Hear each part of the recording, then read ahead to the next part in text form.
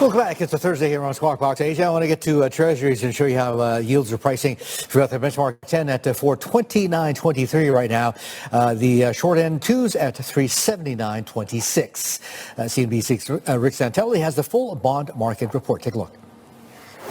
Good morning, Asia, Australia, New Zealand. Retail sales pretty much better than expectations. The only fly in the ointment is that the core retail sales, known as control, was a little bit weak, but it had a nice positive revision. But all told, there wasn't a lot of weakness to be found in today's March retail sales advanced numbers. As far as industrial production and capacity utilization, there definitely was some weakness there. Business inventories expanded about as much as one expected. Didn't see any kind of pre-tariff bump to the numbers specifically, and many, of course, were really scrutinizing the inventory number for that exact effect, as many investors anticipate that many entities, many companies are going to do more business or import more products to get ahead of any potential tariff impact. As for tomorrow, do keep in mind, markets are closed on Friday, so tomorrow is it. And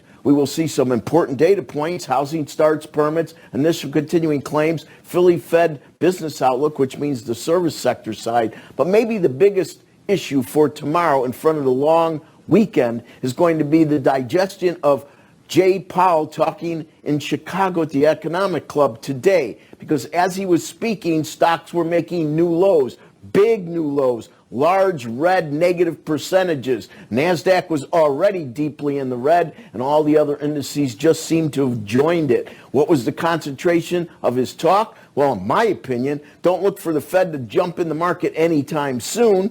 And 2-year note yields and 10-year note yields both moved down, but how they moved down was very interesting. Short maturities, most likely tied to the Fed, didn't move much initially.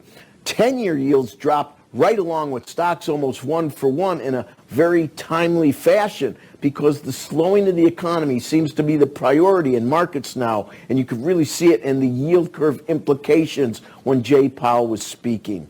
Finally, the dollar index continues to be on the weak side, even though it did turn around yesterday late in the session. Don't see any turnarounds today above 100. Reporting from the CME HQ, I'm Rick Santelli, CNBC Business News, Chicago.